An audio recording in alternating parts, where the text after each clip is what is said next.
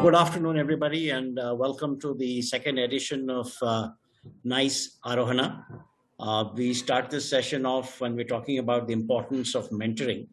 We have a pretty solid panel here with enormous experience, both in mentoring as well as entrepreneurship and receiving mentoring and investing, and with multiple experiences with different kinds of entrepreneurs and situations.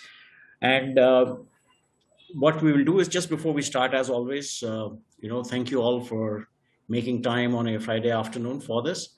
A few very quick housekeeping tips. All participants during this presentation will be muted, and any questions that you might have, please keep those questions for the end of this session, and post your questions in the Q&A box at the end, the question box at the end. We'll pick it up and have the relevant speaker or panelists respond to that. And if you have any further questions, please drop an email to arohana@niceorg.in, and that's what we will do. And you can visit our website, niceorg.in as well. This whole session is getting streamed live on Facebook, and you can join our LinkedIn groups and stay abreast of everything that's going on there. It's linkedin.com/groups, and 1393890 is the number there. All right, so now with that, we move on to the session proper. So Nishant, let me just exit this. Let's move on to the, stop sharing that screen now, Nishant.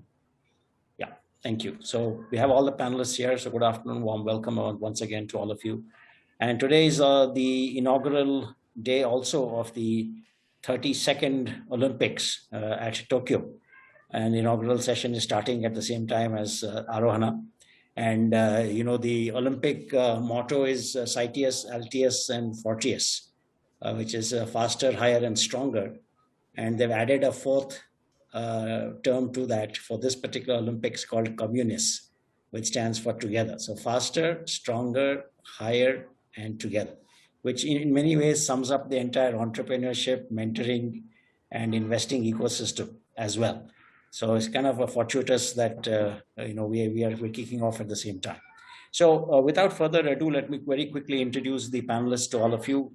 Starting off, we have Sanjay Prasad, who is the CEO, founder of Mindsphere Consulting. He's been an esteemed supporter of entrepreneurship, of NICE, has been a very successful mentor, investor, and has helped a number of entrepreneurs. We've got Manoj Kumar, who is the founder, CEO of Social Alpha. He's also on the board of Tata Trusts and the trustee there, advisor, has worked with several entrepreneurs and startups, particularly in the social impact space, come with enormous experience from the fintech world, as well as from investing and social impact and all of that. And then there is Abhishek Mukherjee, who's an entrepreneur, corporate executive, has brings sort of experience from both sides of the table, so to speak, of having built a successful career in a corporation, as well as has built a successful, interesting, cuisine-oriented travel experiential tourism company as well, called Talking Street. So we'll talk about that, and he's received mentoring as well. So we'll share with all of you his own thoughts on that. So let me just get to the point very quickly. We all talk about mentoring as if it's axiomatic, that it means the same thing to everybody. So let me start off with you, Sanjay. So what exactly is mentoring? I mean, people talk about advising, consulting, and then there is mentoring, right? In your view, what is mentoring and how is it different, if at all, from advising and consulting? So the way I see it, if you look at consulting, it's specific, right, to a particular task. Somebody comes in, looks at it. Sanjay, you might have to speak up a little bit. Huh? Yeah. All right. So can you hear me now? Now it's much better. All right. So the way I see consulting is, something specific. Someone comes in, looks at a particular problem, does a small gap analysis, fix it, carries on. Advisory, in my view, again, specific. People reach out to specific advisors. For instance, you're building something in the technology space. You have a gap, you reach out to a tech advisor. Mentoring for me is quite holistic. It's quite deep down, right? It's like hand-holding the customer, the entrepreneur, walking that journey with him, hoping that, the knowledge that you have, some of the mistakes you've learned from, you're able to shield him, guide him, take him through that journey. And mentorship typically is quite long term, right? If I give an example, in some of my portfolios, they've been around ever since I started doing this, full time, and they're still with me. That's like 10 years plus in some. So it's an ongoing process. It's not sort of a fixed tenure. It's not a fixed project, so to speak.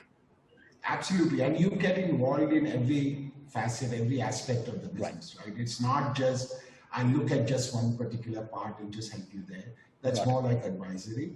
I think mentoring is handholding, becoming a stakeholder of some kind on your own in that organization. And then, because if they succeed, you succeed. And I think that relationship is quite unique, very different from advisory and consulting. That's my opinion. Got it. Manoj, Abhishek, your thoughts? Anything you want to add to that?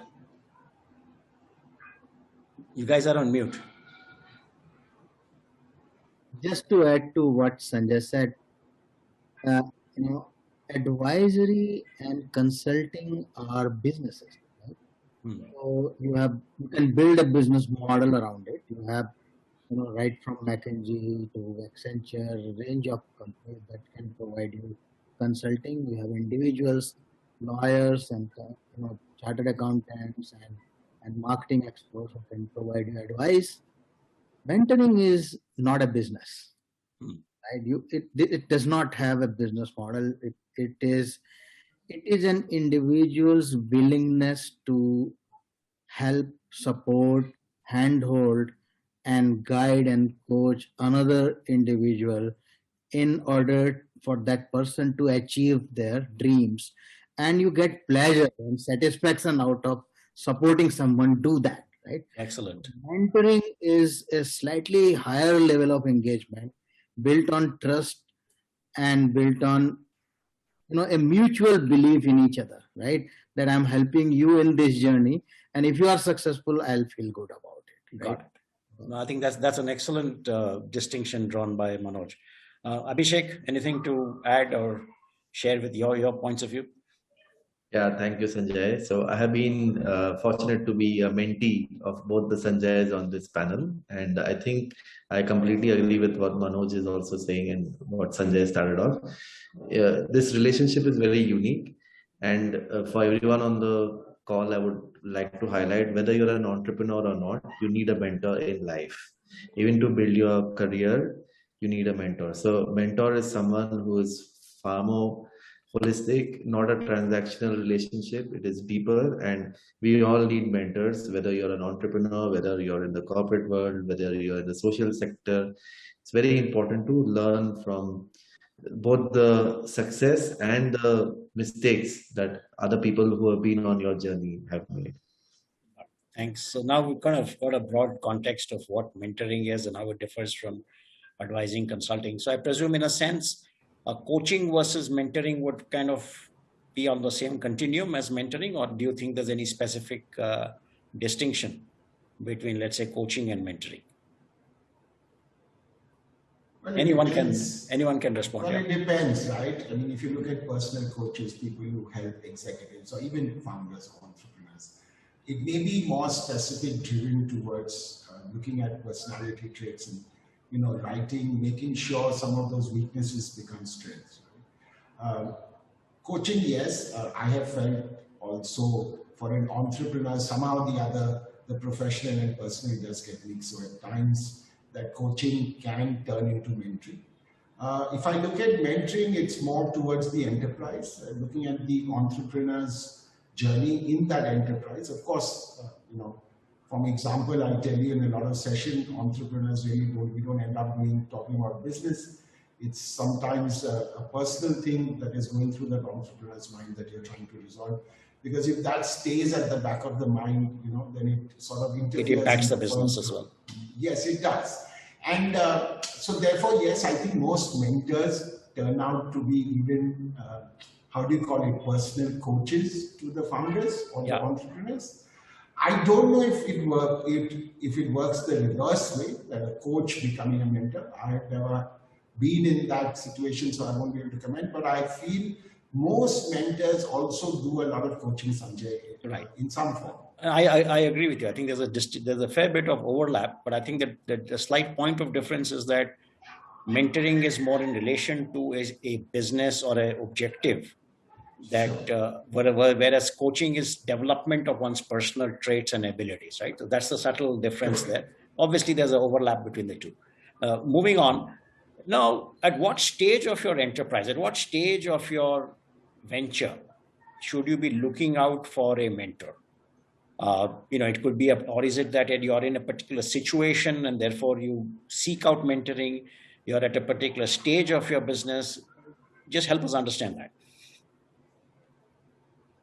Would you like me to start? Okay, no, whoever. Well, it's like fastest finger first.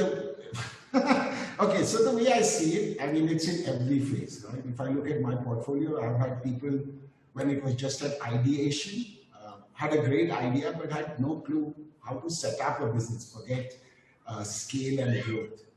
And they didn't even know what would be required from say, corporate governance compliance point of view. Right? There are people who look for a mentor when they say they've done a bit, they may have grown, they hit a plateau, and then they don't know what's next. They just don't know how to scale the business, right? They don't know where to take it next. And then there are some who at times look at how do I transform, how do I re-engineer, how do I keep in pace with the ever-changing world out there. So I'm sure during the pandemic, Sanjay, a lot of the firms you help or we help, we have all done a lot of transformation, re-engineering to make sure they all got through this period will still continue. So I think it's not a particular phase. I think if you see that there are gaps that you don't know, you miss qualities within or experience or expertise within you or your founding team, I think it's a good time to go out there and find people to help you sort of overcome that gap. So I don't think it's which cycle of an entrepreneurship journey or a firm is. I think it can apply at any time. Yeah. Manoj, Abhishek? Go ahead, Manoj. I think you were saying something. So Sanjay, just to add to this, I think this is also very important, especially in this audience, if there are first-time entrepreneurs. A lot of people take the risk of becoming entrepreneurs, right? And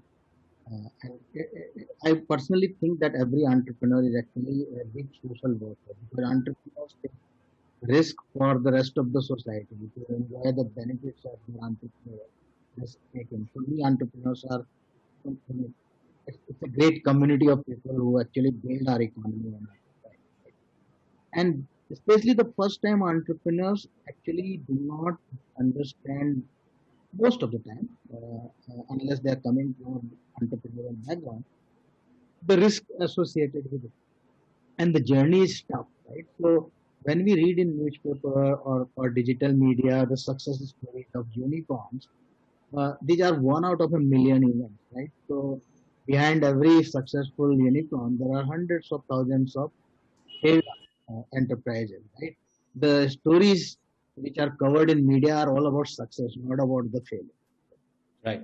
First-time entrepreneurs need, a realistic, comprehension of the whole landscape what they work. And a lot of times I have seen mentors have been able to provide this input to entrepreneurs very early in their journey. When to raise capital, when not to raise capital, how to identify your supporters, or what kind of investors are preferable investors if you have a great idea, right? How do you find co-founder, right? So they don't teach finding co-founder in a business school, right? A mentor with his or her personal experience can tell you how difficult it is to actually find a good co-founder, right? So some of the practical insights of doing business, building an enterprise, will not come from books, magazines, or academic institutions. They can actually informally come from your mentors, right? So if you are going to be an entrepreneur and if you have a mentor like Sanjay, early in your entrepreneurial journey, you can learn from other people's mistakes and shorten the cycle to your entrepreneur. That's nice. Abhishek, anything to add quickly? Yeah, from my own experience, I would say the early phase, which is your pre-revenue phase, is the biggest risk phase for a startup or any idea, because you're very excited about the idea, but at the same time, you've still not hit the business traction. That is the phase where I think entrepreneurs really need to seek a mentor who has the specialization of having coached and mentored people on that similar journey. It's very easy once you've hit success to keep building on it, because you already got something to work on, right? But that first phase, which is idea to business, is the toughest. It's the graveyard. It has the highest number of failures. People just give up for multiple reasons, most often being the timeline that you had in mind versus what it's panning out is different. So that phase, in my own experience, is the one where it's most critical to have a mentor. But not to say that you don't need one later, but that initial phase is where the highest risk happens. And okay, let's say you're in the early stage, about you're starting off, you feel the need for the mentor, and now we'll go in reverse order, starting with Abhishek. What would you look for in a mentor, right? I mean, and how would you find a mentor? So 2 questions in one. So in our case, we were very fortunate. I think one is you must be part of platforms and forums. If you're wanting to build something, believe in the power of the universe, which is a very famous book also, right? You have to throw the idea out there and believe the universe will help you achieve success. A lot of entrepreneurs... In practical terms, what does that mean? Meaning you have to go out there, be parts of several networks. You have to find people, exactly. Kiss a lot of frogs. Exactly. Like if you're a social entrepreneur or a cultural entrepreneur, go in the right forum. Like if you're a social entrepreneur, don't go in a very VC funded forum. Likewise, if you're a cultural entrepreneur, find the right forum. So it's also because today you have the problem of choice. So you should not get stuck in the wrong forum. Find the right forum, but definitely find the forum. Then do some background work on who are the people who others have benefited from, and approach people. My first advice is never hesitate to ask the question. The worst case is somebody will say no, but don't hesitate to ask someone you really want to be mentored by if they have the time and the inclination. So you have to pitch, just like you pitch your idea, you have to pitch your idea to a mentor to offer yourself for mentorship. Right. Manoj? I think, yeah, that's great, Abhishek. I think network is very important. I also think that, you should also talk to people around you and let them know that you are looking for a mentor. I'll give you an example, right? So, for example, I may not be part of a network, right? But someone known to me is there, and if I bounce off this idea that I'm looking for a mentor, and this is what my problem is, you may actually get a person who you admire, right? There is an element of matchmaking here, and everybody cannot be a mentor. Like I was looking for a mentor for one of my colleagues, and I reached out to Sanjay Anandram. I said, Sanjay, this is the guy who knows my team. Can I connect you and can you help?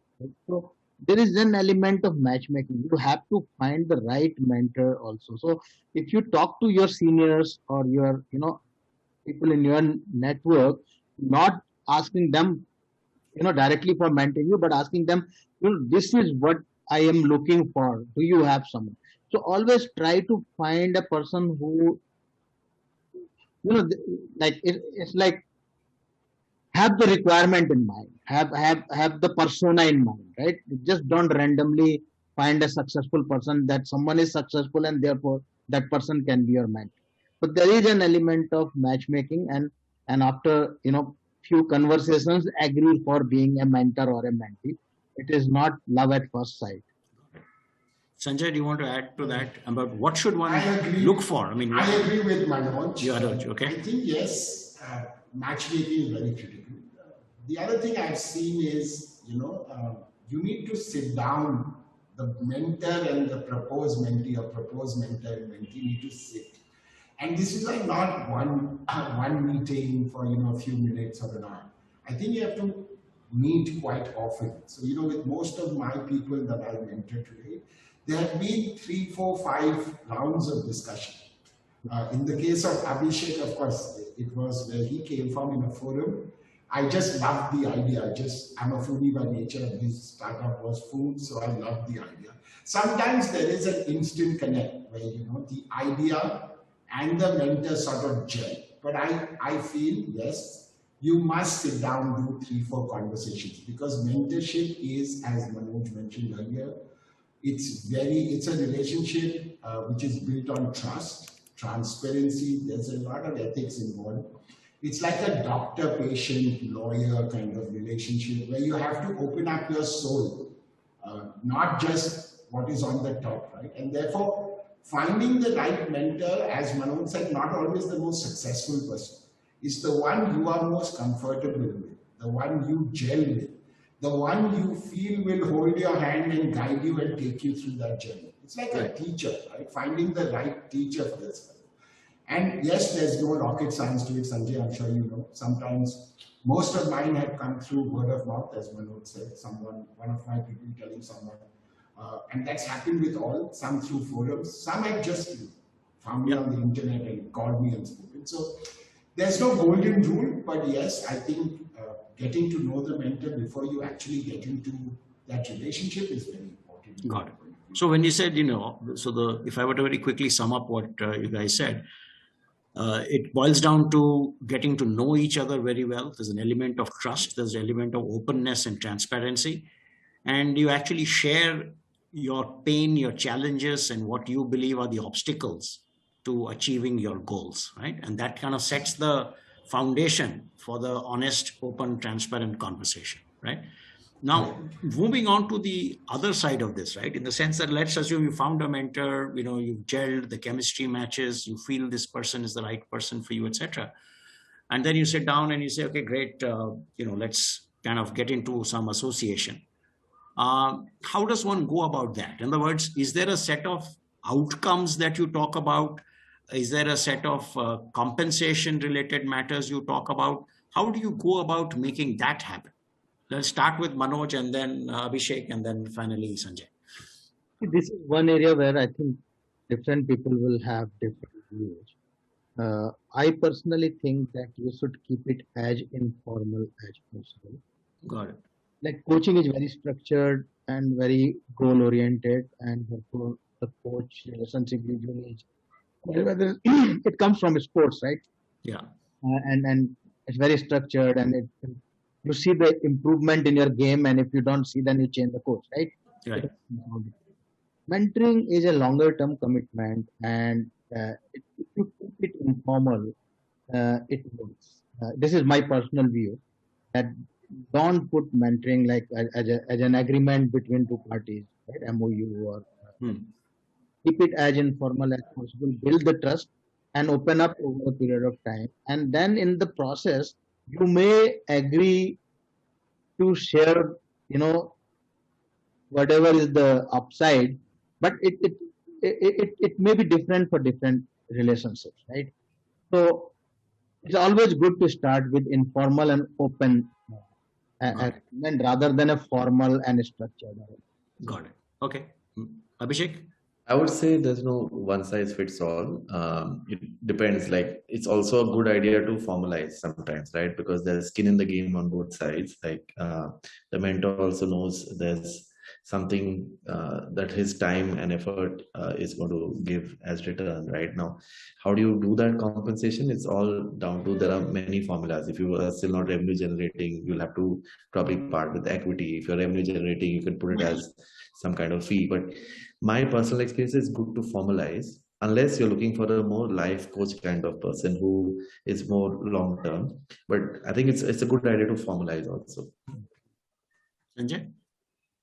So for me, it's very goal oriented, right? So I think the informal stage is what I was talking about, where you meet 5, 6, 7, 8 times, whatever it takes, right? I've had conversations, 10 meetings, 12 hours, and we haven't yet hugged or got engaged to get married kind of story, right? So, but once that happens, I think it's important, and this is my view, is that both sides know what each one will deliver to the other, right? Especially when the mentoring is very deep down. It involves every aspect of your business. I think it's good to know what goals you want to set. So the way I do it, so I'll talk a bit about personal experience. I typically like formalized agreements. I like to set goals for both myself and the mentee so that we are both guided and moving towards achievement of those goals. These are basically gaps, issues, problems, whatever it may be that the enterprise or the entrepreneur is facing, and that sort of helps structure that relationship.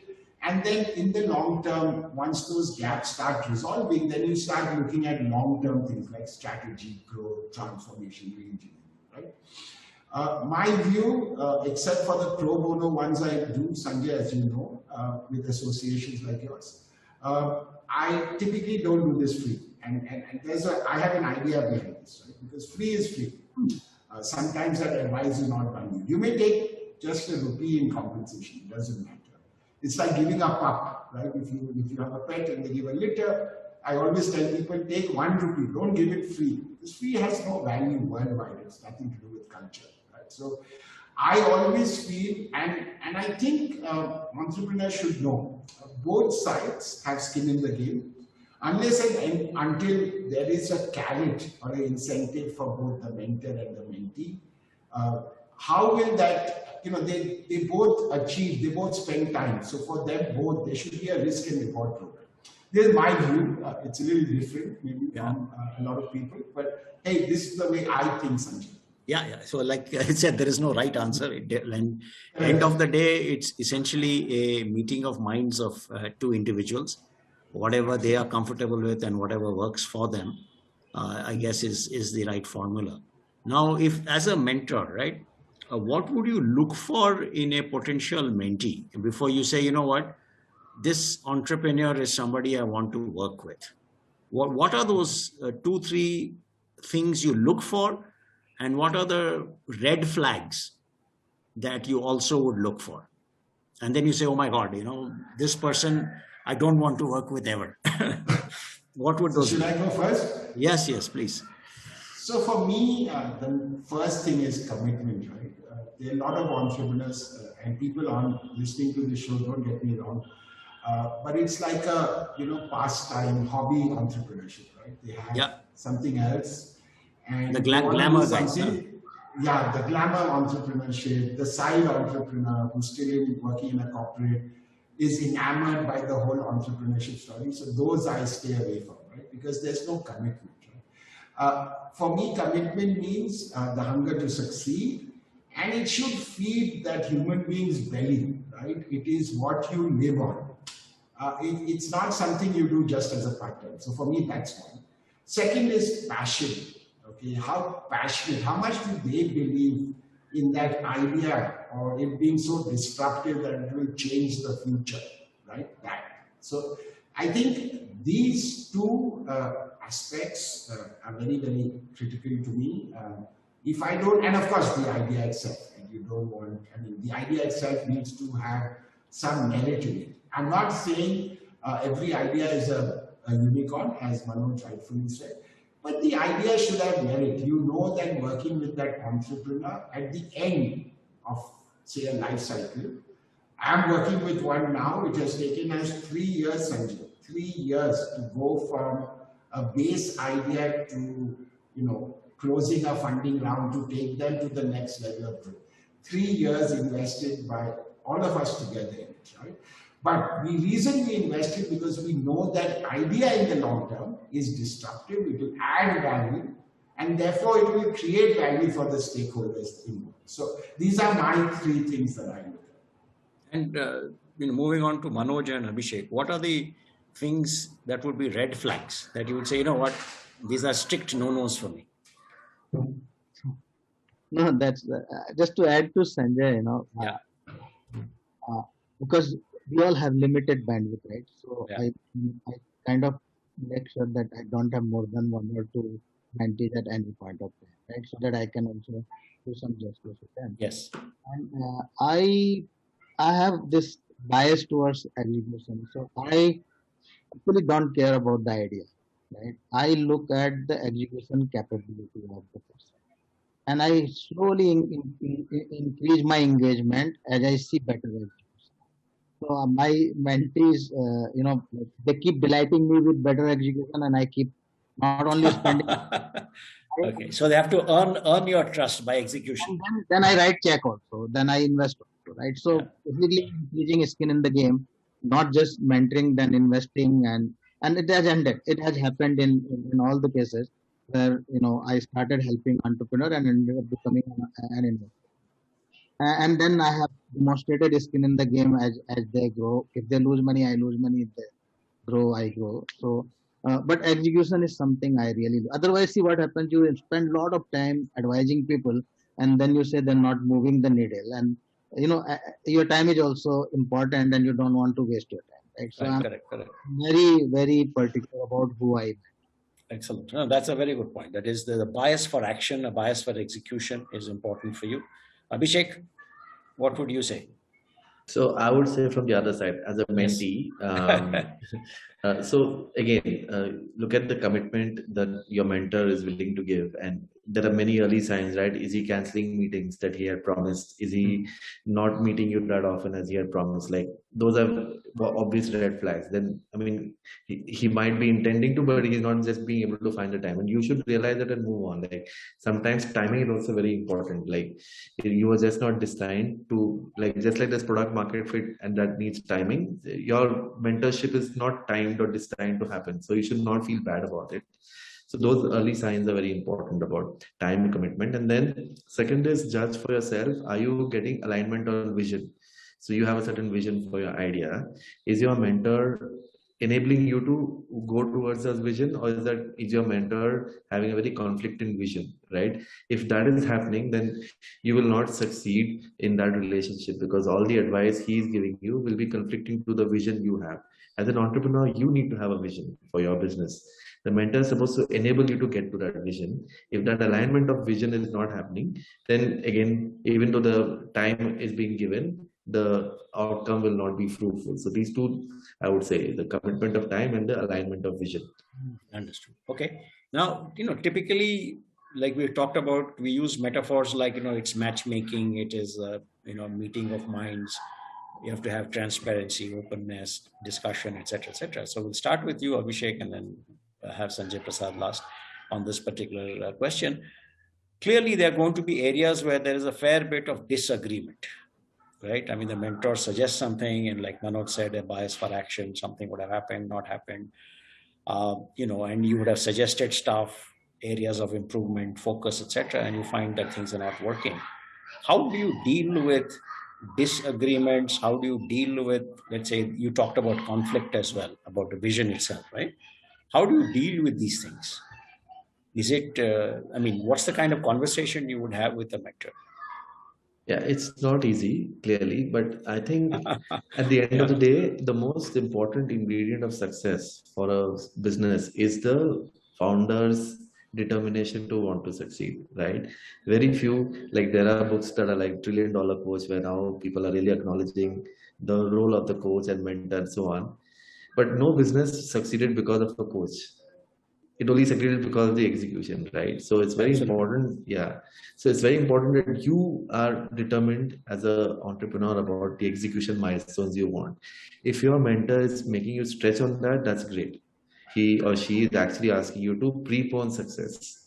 When that is happening, that's again a very good sign, because all he's trying to do is, because time is a very important resource in entrepreneurship, more than capital. I think people sometimes misjudge the more important resource. Time is the most important resource.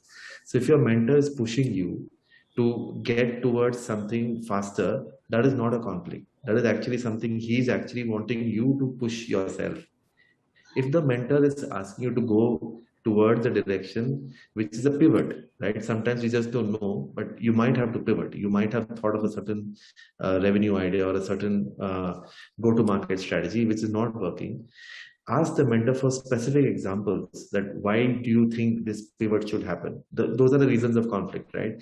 And if you believe that the reasons are solid enough, do a cross check, read up, there's enough resources, but always make it factual.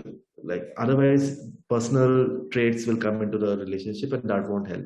As much as possible, all of the conflict resolution should be on factual grounds. One, is the mentor helping me achieve success faster and or fail fast also so that I pivot in the right way? And second, is the pivot making sense? Usually these are the two biggest reasons of conflict according to my experience. Well, thank you. And Manoj, if you disagree, you have, let's say, different points of view, how would you deal with it? Typically a lot of mentors kind of want to challenge the mentee, right? And therefore that causes some other friction areas. Look, I have to do a lot of matchmaking, right? I have a portfolio of companies.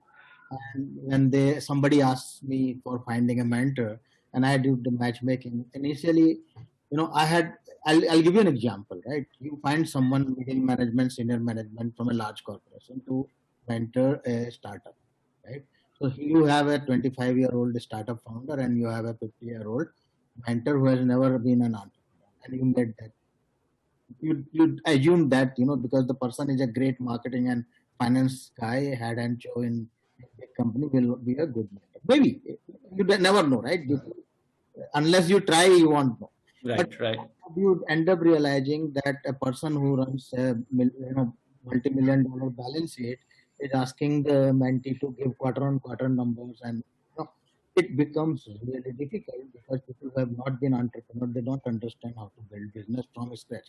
So having someone who understands how to go from 0 to 100, right? How to convert a $50 million balance sheet to a $200 million balance sheet, a completely different game, right? So this conflict happens all the time. If you have not done good matchmaking, you will have someone who is used to managing a large FMCG or large bank, right? Mentoring a startup founder who is struggling to get his first 25 lakh rupees seed capital.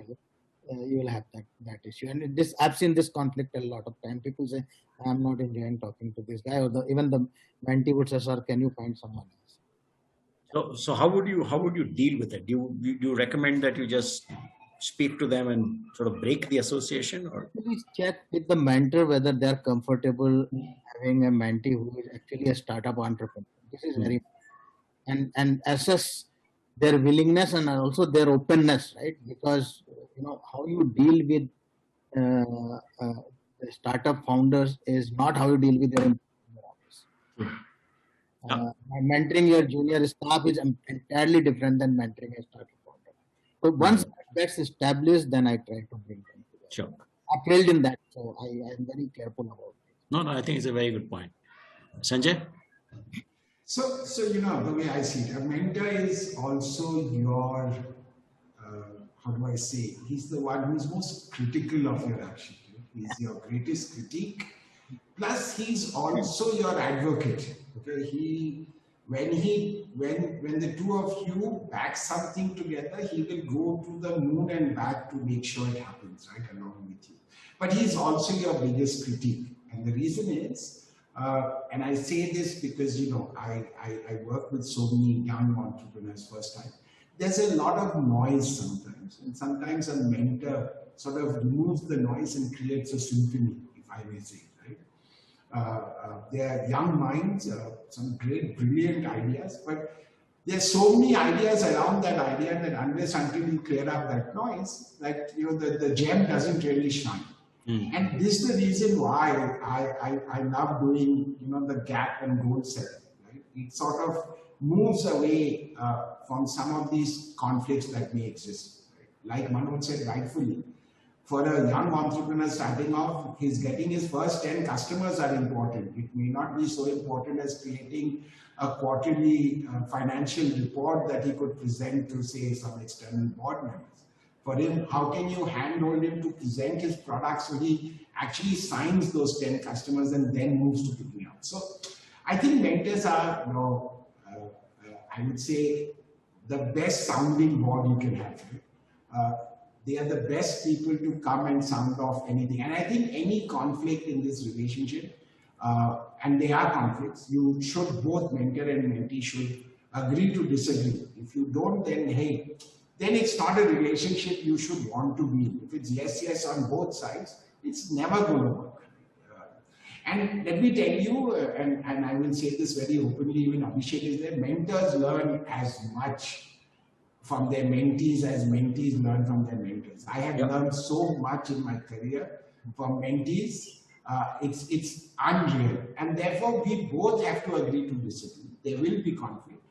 And just like two partners in a business, you should sit down, discuss, and resolve that conflict. Yes, there are times when it doesn't, and that's fine. You can both go your own separate ways, having learned from each other. And really, I don't ever see any bad feeling or something like that. So I think you need to treat your mentor as your critique, as your advocate, as your partner, as your teacher, sometimes as your student.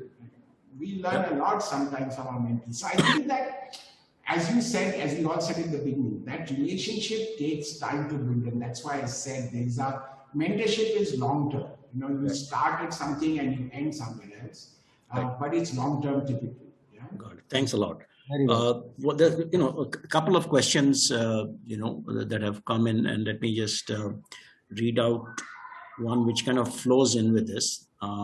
This is from an anonymous person. It says, what do you do in the course of your mentorship, right? What do you do when you figure out that the mentor for some reason is not the right one?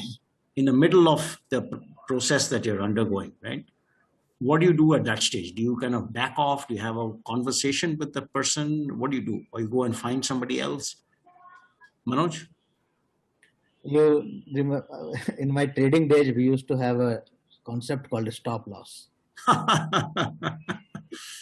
Yeah. So both mentor and mentee should know where is their stop loss. Where's the stop loss? So that requires an awareness from both sides, right? A self-awareness as well as awareness of the situation. If something is not working and you realize that it's not going to work, then don't unnecessarily carry that on. So be honest to call it out. Honest, call it. Yeah, okay. Makes sense. Abhishek? I would say, see how much time you've given to it. Don't just judge it by 1 or 2 meetings, because initially you are also getting tuned to each other, right? But if enough time has been invested by both parties and still you feel it's not going the way desired, both parties should be honest and call it out. And if you formalize things, you will have an exit clause. So that helps when you're formalizing things. If you have not formalized things, it's okay. You start having coffee in 2 different coffee shops. Yeah. Okay. That's right. Sanjay, my view is have a conversation, right? It's a life relationship, right? The world comes a whole cycle, right? You never know when that mentor or mentee will come back to you at some phase in life, right? Whatever we were taught growing up, right? I think, yes, there are times, just like any relationship, it doesn't work. It could be mentorship, your entrepreneurial journey, a marriage, a colleague, a relationship at work. But all I say is, don't just get up one fine day and disappear, vanish into thin air. Have a conversation. At least have the maturity to converse with the individual who gave you that much time. And this could be a mentor or a mentee. And find a way that works for both. You will be surprised. A lot of times the mentor may find you the correct mentor to actually replace it. And this has happened. I know of examples where a mentor and mentee have realized and he or she has connected them to someone else, and that relationship has worked really well. So have that conversation. Don't just exit. Got it. And let me ask this other question that has come in from Aniket. He asks, is it a good idea to have multiple mentors, or should there be just one mentor? So in my view, you need to have a lead mentor. It's too confusing, right? So it's like a symphony. You have only one guy waving the stick around. Just imagine if you have 3 people waving a stick. I don't think you'll hear any music. You hear a lot of noise, but you won't hear music. I think leave it up to the mentor. I think, even with my portfolios, a lot of times if I feel there's something I cannot address, I will reach out to someone senior, a colleague, a fellow mentor or an advisor, and bring them in and help the org, right? Leave it up to your mentor to bring in others if required. You cannot have, 3 mentors for one org. It's Right. confusing. Right. Manoj? Yeah, so this is a great point. This is actually a very interesting question, and I've personally gone through this. So, see, when you're early in your startup, young, you probably need a mentor because you're also learning, and you need someone to keep talking and understanding. But at one point of time, right, when you have experience, expertise, and some success, you may actually want to have multiple mentors. And I have 3 mentors, and I reach out to them as and when I can for specific things, and I don't talk same thing to them, right? But once you have, once you know what you need from your mentor, right? You actually can have multiple mentors because you reach out to them for a completely, call them and say, can I get, a coffee with you next week? I'm struggling with a problem and I need to bounce talk with you. And you definitely, do not go to the same person for another problem, right? So I think it starts with one mentor, probably one or maybe over a period of time, but getting multiple mentors actually helps at some point of time. Abhishek just said he had 2 mentors, right? So it helps. Yeah. Abhishek? Yeah, I had 2 and both of them were Sanjay. So that's the bad news. No, and looking back, I learned a lot from both, right? And we actually had a third person who was an advisor. So I don't see any harm in having, but I also agree with Sanjay Prasad's point that decide who's the lead. Like, otherwise you'll be very conflicted in your mind because it's not necessary that all will give you the same opinion at the same time, right? But it depends on the kind of person you are. If you generally like if you're a buffet person, right, you want more choice of advice, so you will want to go for 2 or 3, because also bear in mind it's a life stage thing. Sometimes your mentor might be in a life stage where suddenly he has to step out, and then you have the risk of a void of a year, right? So it's good to have 2 maybe, but 2 to 3 max, right? More than that, then they're not really mentors. They're more like, some people you bounce off ideas with once in a while. Right. So, this assumes that there's a maturity on the part of the mentee who's reaching out to mentors, right? So there's a self-awareness, there is a desire to learn, as well as know which mentor is suitable for what.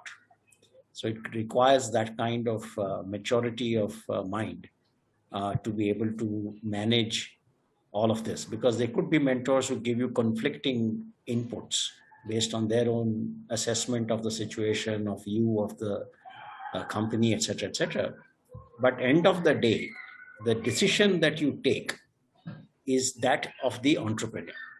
The decision cannot be outsourced, right? The decision always is that of the entrepreneur. The mentor is there as a guide rail to help you think through, discuss, bounce off, whatever else you want to use to characterize it. But the decision remains that of the entrepreneur. Would you agree? Abhishek? 100%. I mean, at the end of the day, it is you, your life, your decision, your venture, your thought, right? So you should never blame your mentor for the failure, and you should probably not give too much credit also for the success. Okay. I was hoping you would not say the second part. I agree.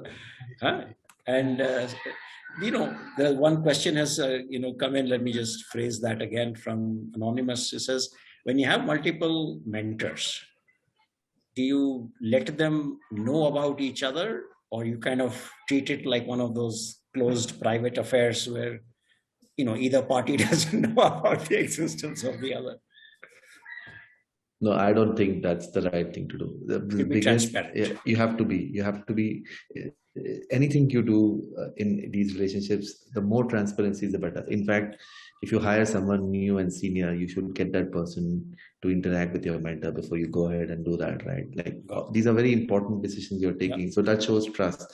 Trust and transparency are the biggest reasons for failure or success, right? So you should never hide. Nothing. Yeah.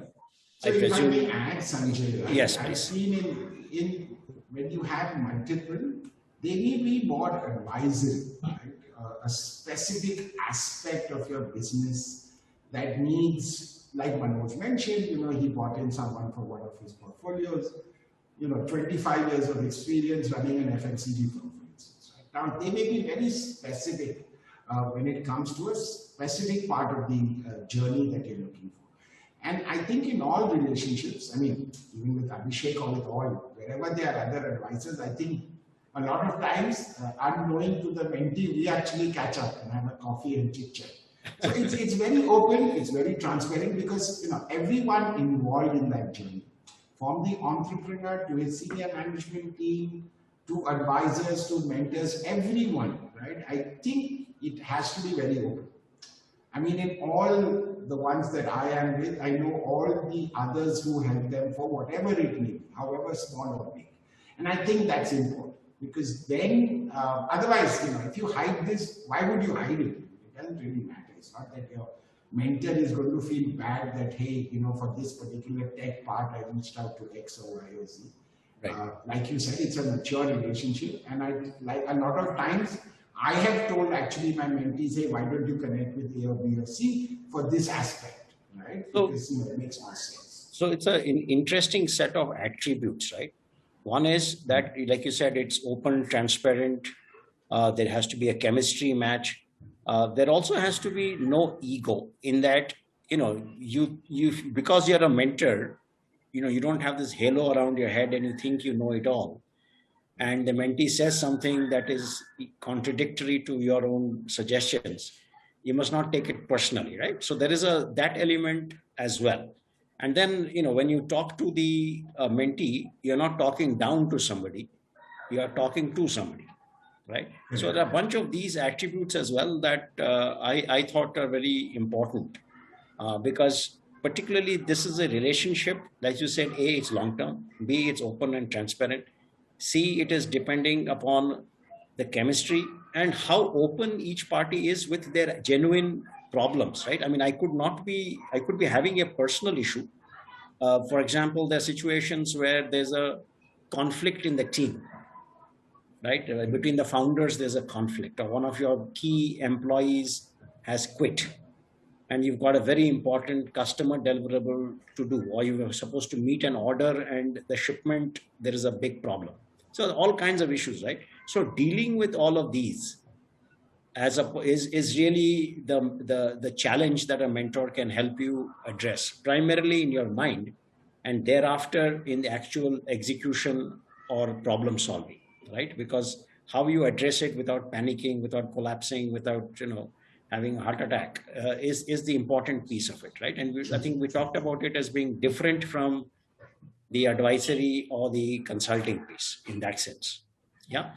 And great. So, so if I were to sum this up, I would say mentoring is kind of like a superset of advisory and consulting with all the other attributes thrown in, which is, it's more about staying with the mentee over a period of time. It is kind of open-ended in one sense. It is also open-ended in the sense that there is no specific metric to measure. It is also closed-ended in the sense that on what topics, what issues you're seeking guidance on. Then we talked also about the compensation, etc. It's good to have some compensation metric in there, even if it is 1 rupee or some stock, rather than it be entirely pro bono, right? That is another thing we talked about. And at the end of the day, the mentor helps you become a better person, achieve your potential that much better, and thereby positively impact the company that much better, right? I mean, that would be perhaps a very quick summary of all of this. And let me see the any questions that have come on. Yeah, there's one very quick question, last one. We can just give a very short answer.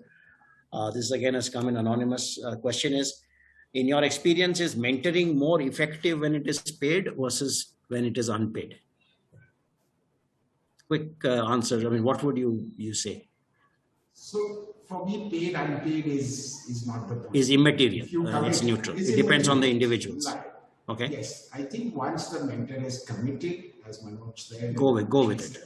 Right, Manoj? I don't think it has anything to do with mentoring. Mentoring is most effective when mentor and mentee have complete trust in each other. After that, whether it's paid, unpaid, that's immaterial essentially. Abhishek?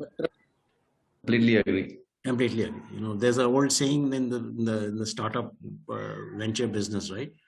If the chemistry is not right, the arithmetic will never work. Yeah. Right, and that's kind of essentially what it sums up, right? And gosh, I think there is one more question coming up. Okay, this is something where, you know, where do we look for mentors outside LinkedIn and all that? So, you know, there are lots of networks and groups. Just look for them on multiple entrepreneur groups and on the internet. Nice, and also, you know. Sorry.